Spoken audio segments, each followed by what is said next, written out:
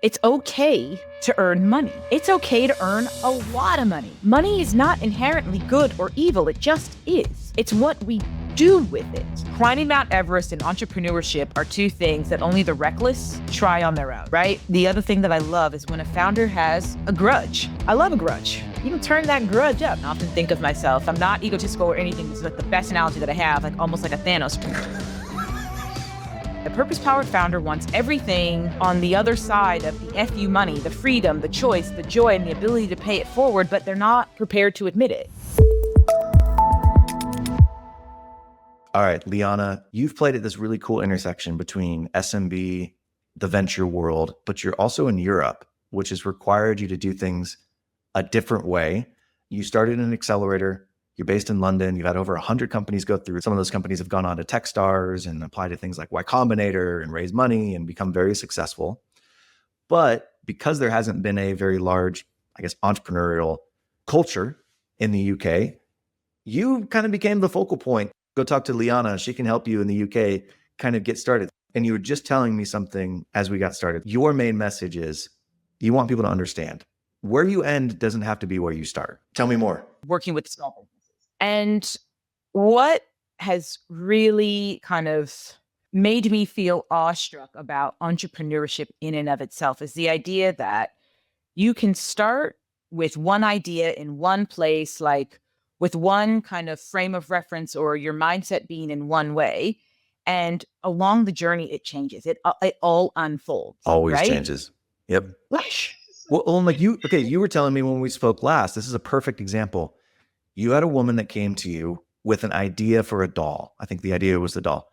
And all of a sudden now, here we are, we fast forward, her company is venture backed and they are, I guess, a defense contractor almost. Material circularity. Tell that story. Military wife, ultimately on paper, what I would call like a quote unquote stay-at-home mom. Came to us, wanted to crowdfund $10K, for a prototype. And we were like, okay. But there was just something, it was like the enthusiasm, the ability to burn it all down. Like, I love it when people like just really want to challenge the status quo. So it's like, okay, this is really interesting. And so, my business partners and I, we were talking to her and they were like, all right. And so over like 3 months, we started kind of working with her to shape this idea. And ultimately we got to a point where we said, okay, well, the thing is, there's not enough water on Earth to support organic cotton production at the scale that would be required for you to be as successful as Mattel. And because this whole thing is about, sustainability and, inclusion and all of these things, maybe there's another way. So then we started thinking of it from a materials perspective. Fast forward kind of another 2 months, it's all about materials. She got accepted into Antler, was able to turn that place down. And now it's a material circularity company called Uplift 360. And it just blows my mind every time I think about that, They're venture backed now? Yeah, venture backed. Like they've got amazing contracts. They've moved the team over to Luxembourg. And when we think about what, someone, at a kitchen table at this moment thinks is possible, I love the idea that maybe they don't even know what's possible. Maybe they're only seeing this one like the small kind of thing about like what could be in the future, but they don't know what they're capable of.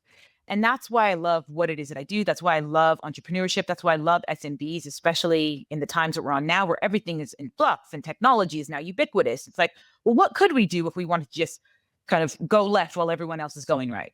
Okay, so that's what I think is cool. If anyone's listening and your like ears are perking up and you're like, wait a second, she lives in London? She doesn't sound like she's from London.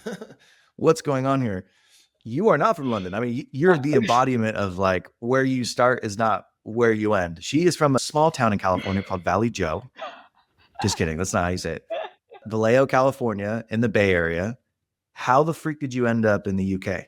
Yeah, by way of Boulder, Colorado. It was my last semester of university. And I came over. I was supposed to stay for 6 months. And 20 years later, I'm still here. It's worked out. It's worked out for you.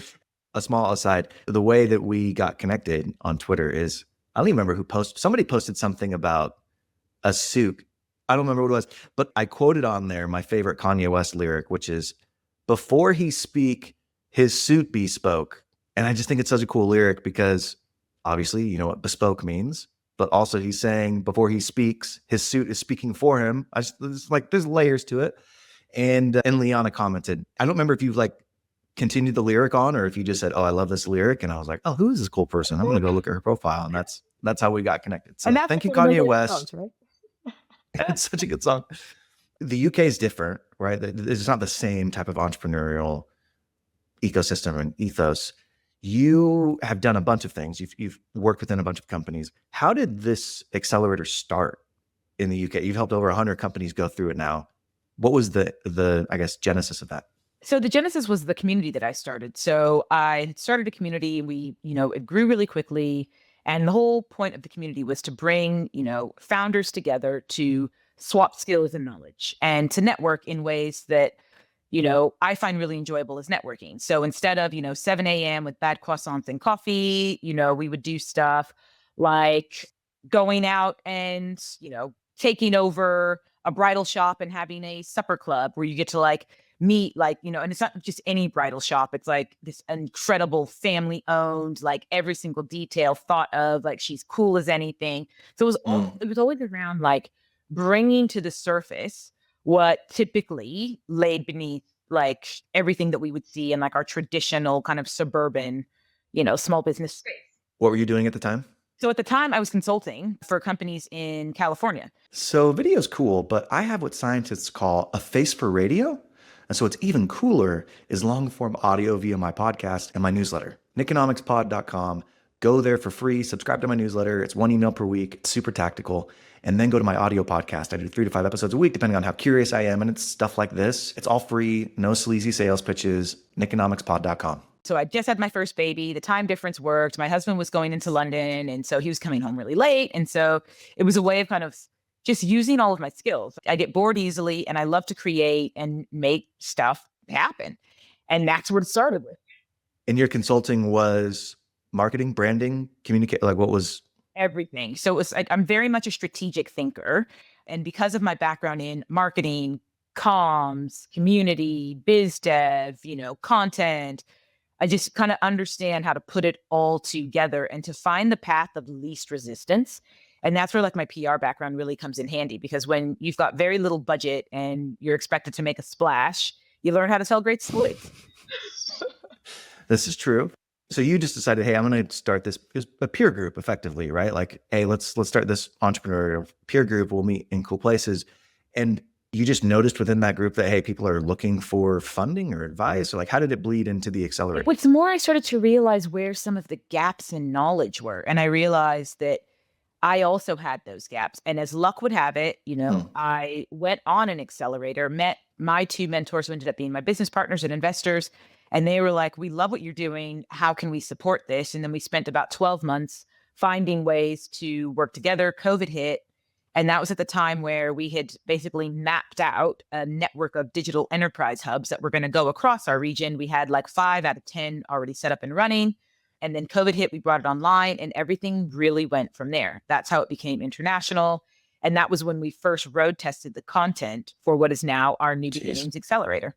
All right, so let me ask you some questions. I'm really curious. How do you know what ideas are worth pursuing and what ideas aren't? I know that's like a very broad and loaded question, but in entrepreneurship, we get ideas all the time, right? And there's some people who are like, oh, Mark Zuckerberg just had the grit and stick-to-itiveness to, fulfill his vision. But on the flip side, there's also this component of you got to know when to cut bait, right? And so like, I don't know, how do you kind of evaluate when an idea is worth pursuing and when it's like, all right, no, we're cutting bait? I very much use my thematic intelligence, which is like my body response, and I take it from the outside in. So I'm very much one of those, I don't know if it's old school or what, but I love a PESTLE analysis, right? Politics. I know what that is. Okay. I know what that is, but other people don't. So a PESTLE analysis is it's a framework that you use to basically understand market forces, right? And the P stands for political, Okay. the E stands for economic, the S stands for sociological, T is technological, L is legal, and E is environmental factors. And ultimately, how you can identify opportunities and threats and make informed decisions. And then, your strategy kind of pulls from there.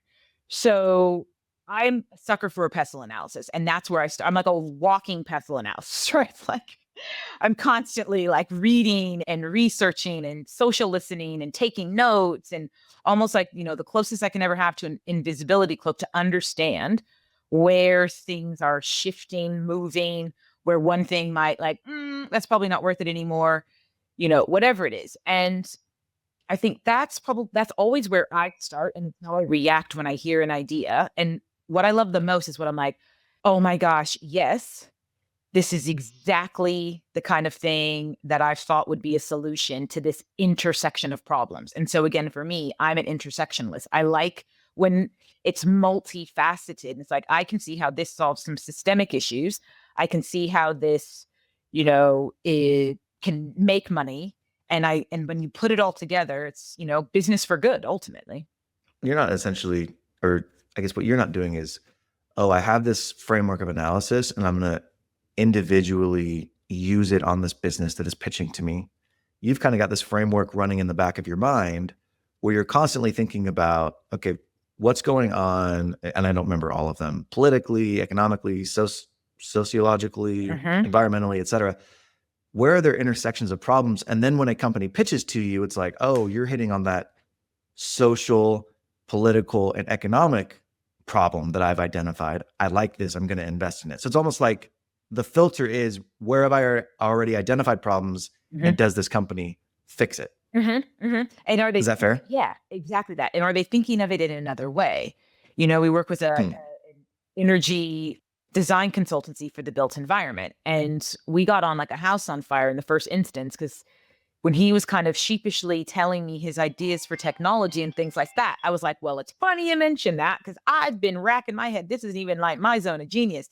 And every time I come across anything in the built environment, like someone should be doing, this. And, because we work with like scale ups and quite early stage, there's also that element of founder enthusiasm. Because sometimes like we just don't know what we don't know. And it's like that willingness to see beyond kind of maybe first, second, third kind of, I guess, point of view to widen out what we think might be the opportunity. Did you say we got on like a house on fire? I've never heard that. That's amazing. What the freak? And we got on like a school breakdown, like a house on fire. Okay, we got on like a house on fire. That's a cool colloquialism I've never heard before. I don't know if that's American or British. I've been here so long. Everything it must be British. It has to be British. We grew up in the same area. Like there's in Northern California, we're not like, oh yeah, John and I got on like a house on fire. That's not a thing. As you're thinking about this, do you like write this down, or is it just all in your head? Are you kind of just constantly thinking about each one of these ideas over time, or is there like how do you keep yourself organized? I sense make, I think what I've learned to do over time is to play to my strengths. And, trend spotting, opportunity spotting is, one of the things that I would say I'm exceptional at. Just being able to see, yep, that's going to be a thing. But yeah, like, I sense make. And because I'm so interested in the world that I always have been, the same thing that led me to PR, that led me to marketing, that's led me through everything. It's just my curiosity. I'm so curious about how the world works. I'm curious about people. I'm curious about systems and structures. And I've found that business is probably the best, I guess, canvas that I have accessible to me to allow me to explore it all. So lots of people are curious though. How do you spot trends? I feel like curiosity is like, oh, that's interesting. What's this? What's this? What's this? There's a next step where there's, I guess, pattern recognition that says, oh, actually, that's going to be a trend. Like, what have you seen that might help you understand? So it's definitely the pattern recognition. And again, I think maybe part of it is just an innate ability that I have. Tell me some trends. Are you seeing any trends right now? What's something that you're like, oh, this is an emerging trend? Okay, so something that I'm definitely seeing as an emerging trend is going to analog. It's everything like physical. And I mean, we've seen this for a while, right? It's everything from the resurgence of vinyl. When we think about smartphone-free schools, like my kid, like literally got an SD disc today because he now, like, we took the smartphone, he got an SD disc today, and now he's downloading like music old school style. Yeah. That's awesome.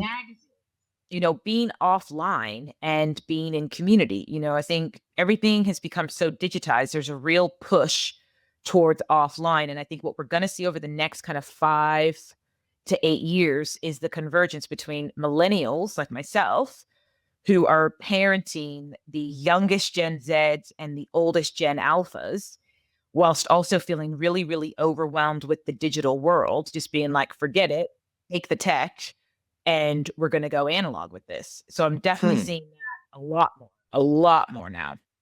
That's really interesting. Are you just seeing it anecdotally? Like, are you seeing it in, I don't know, Twitter posts or media, or are you also seeing it in the types of companies that are now forming around solving problems?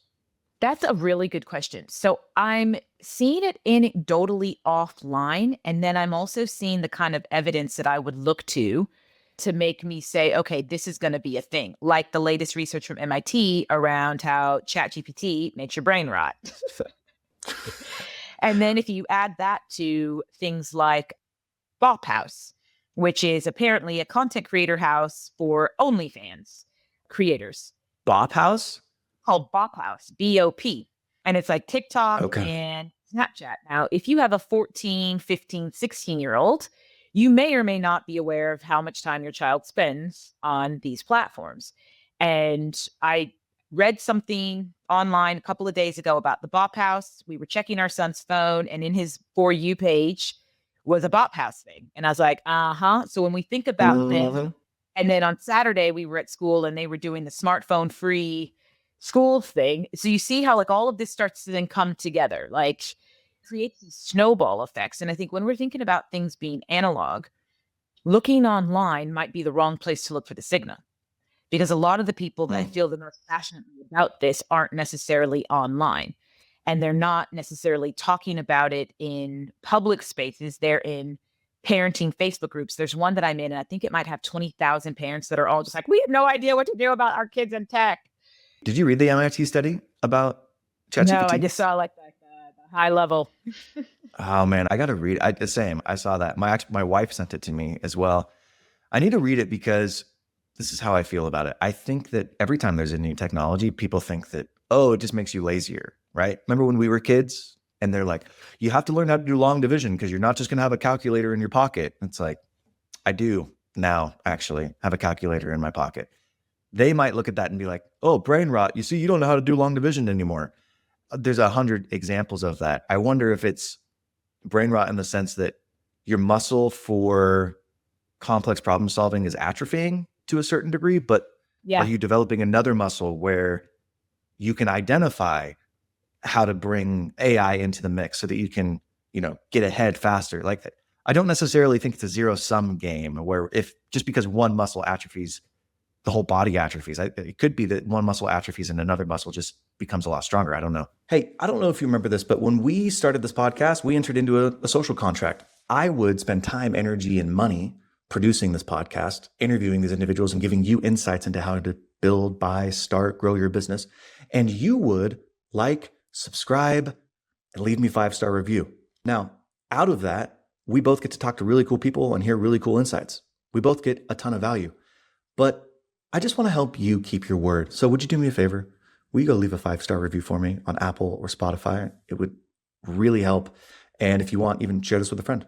So the study was looking at like 18 to 39-year-olds, and it was a really, really small sample size. I think that's like quite important to remember. And if you think that it was from 18 to 39, there, depending on like what the age mix was, there could have been a significant proportion of people that were in the study that are not our age, so don't remember the world before the internet. So then how much maybe atrophy did they already have? Just like, Yep. And I agree with you that it's not a zero-sum game. What I can say for myself, and I've been on like ChatGPT, like I remember when it first launched, and that was another one of those trends that I had spotted really, really, really, really early were around AI. And I remember in, 2019 saying to copywriters that, if your challenge is how do you scale your content business, imagine a world where you could create these bots of yourself instead of hiring people. And then you could train them with different filters. So you could have your lifestyle filter and your fashion filter. And then ChatGPT, right? Like, Yeah. Yeah. and Totally I get was it. saying that in 2019.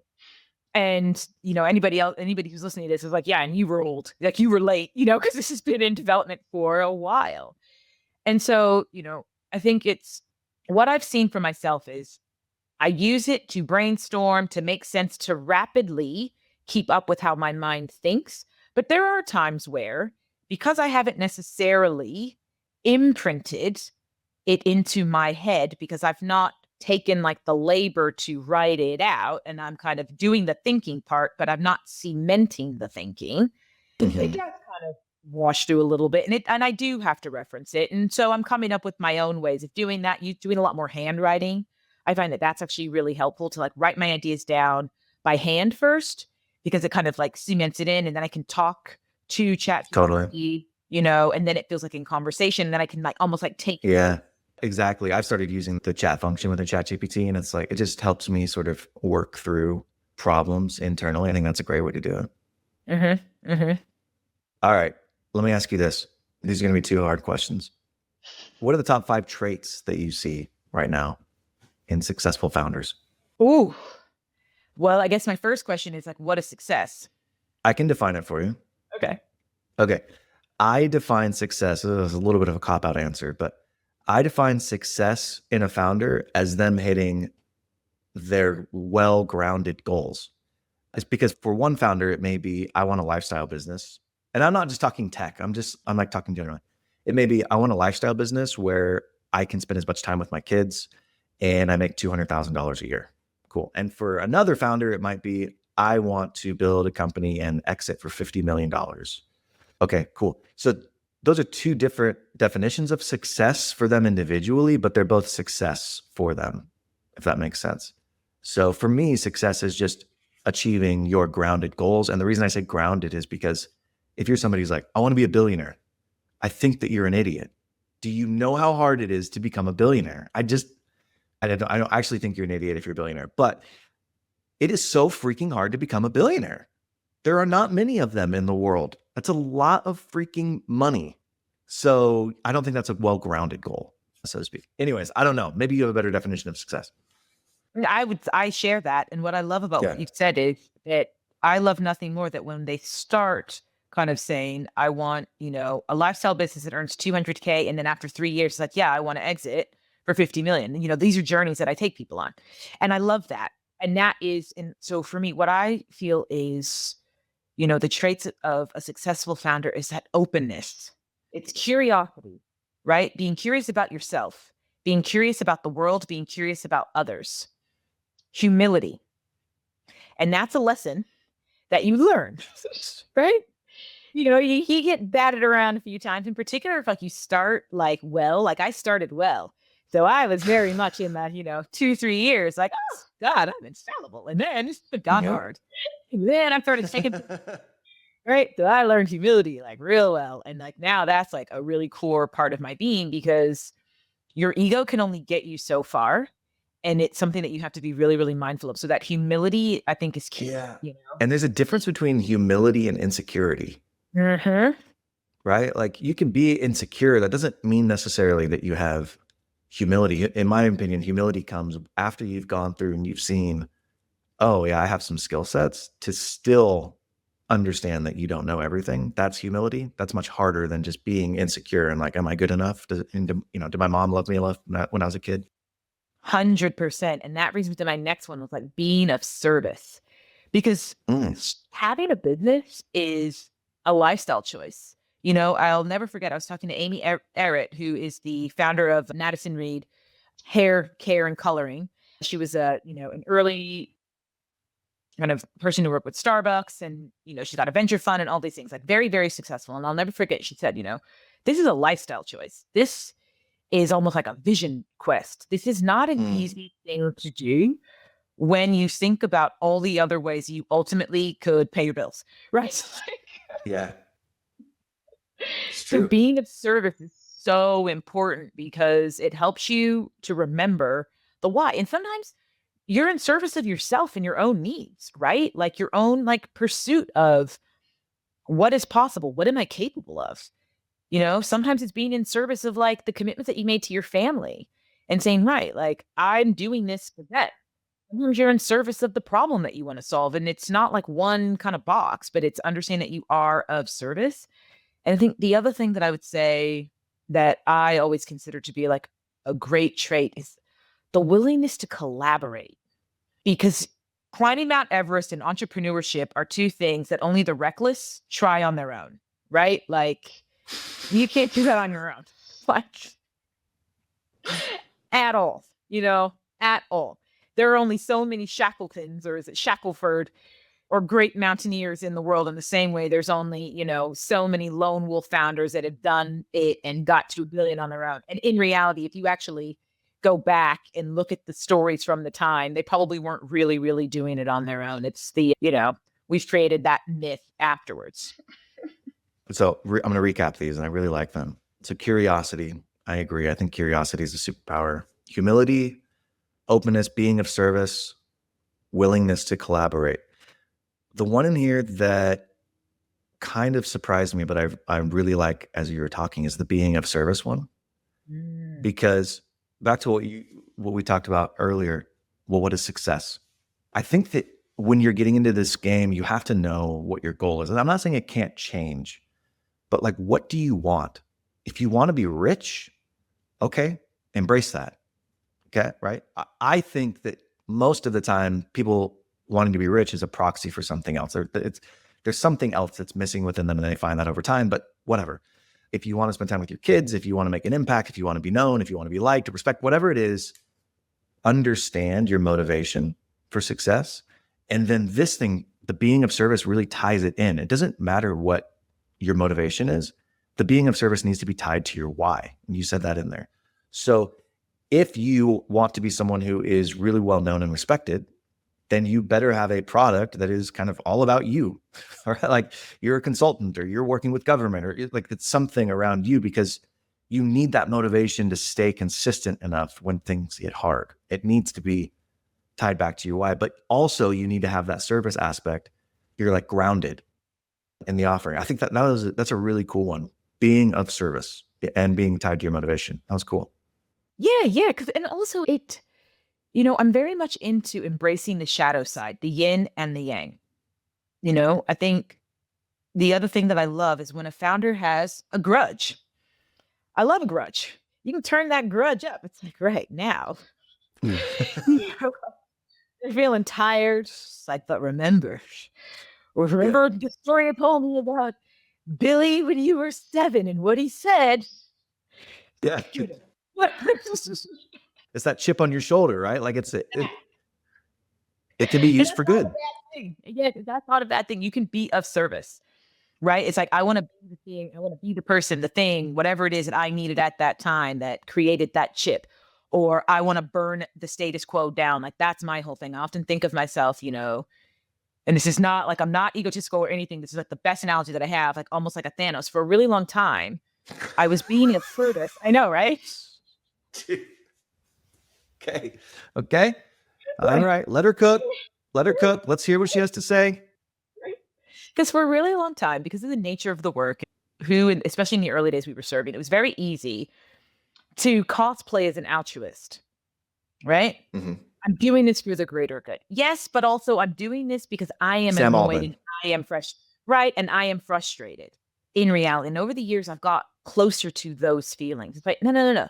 I am helping people, and I'm helping people to accelerate their impact because they are shining the light at some of the problems that frustrate and annoy me. So instead of being an old lady yelling at the sky, this is actually like my infinity stones, right? It's like, and some of them deteriorate and whatever, but every time I'm like doing that and helping people bring that into the world, it helps me to fight against the things that annoy me and that I feel are injustices or just don't make any sense.